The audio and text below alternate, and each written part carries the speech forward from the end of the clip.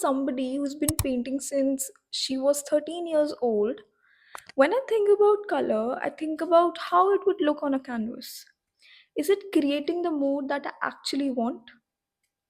And when we talk about color in architecture, that is an entirely different concept because it is not on a canvas, it's all around you and you're inside it.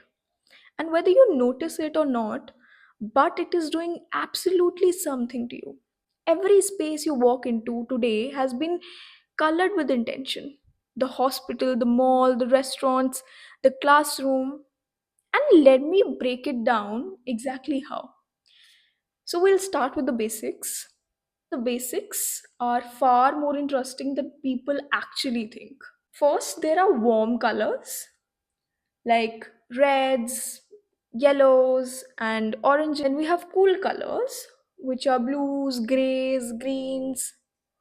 And as an artist, I knew about that. That warm advances and cool recedes. Warm feels deeper, it feels more intimate, and cool feels calm, it feels more open. But in a room, the same principle does something physical to you.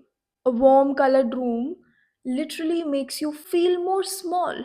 As a cool colored room feels larger, more open, and it feels more calm.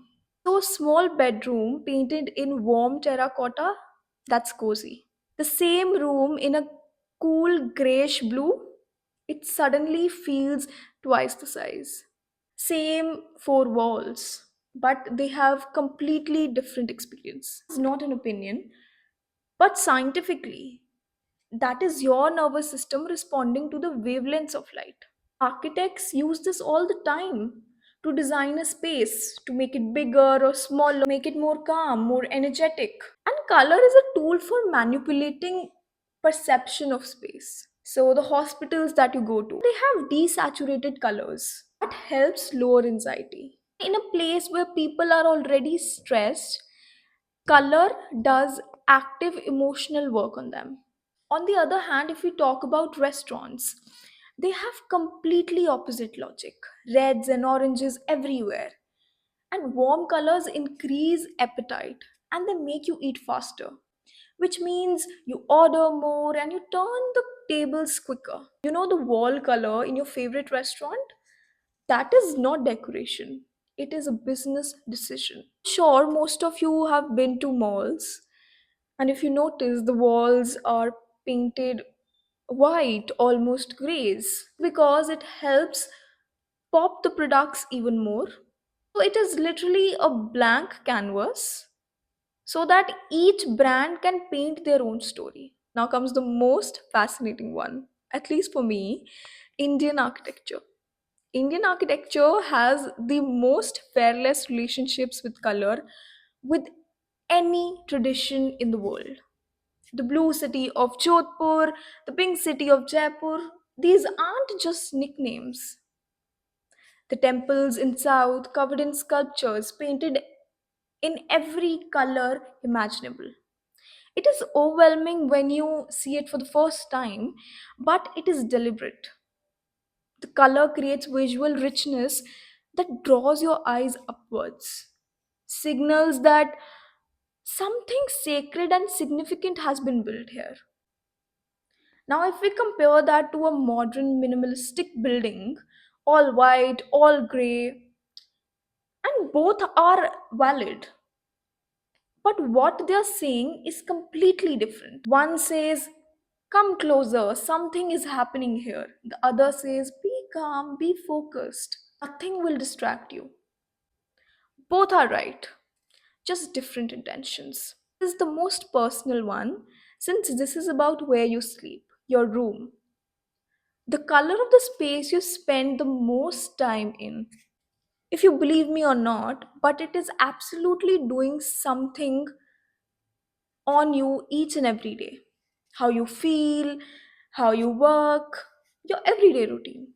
Studies have shown, and this isn't just a theory, this is an actual research, that blue and green help increase productivity and focus. Red in a study room makes you feel more stressed, and it also has short term energy. Yellow walls in a creative space helps with creative output. And then comes the white color, the default for most of the Indian homes, which is actually one of the worst colors for focus because visually it gets tiring over a long period of time. So here's what I land on this as someone who's both an artist and who's about to study architecture.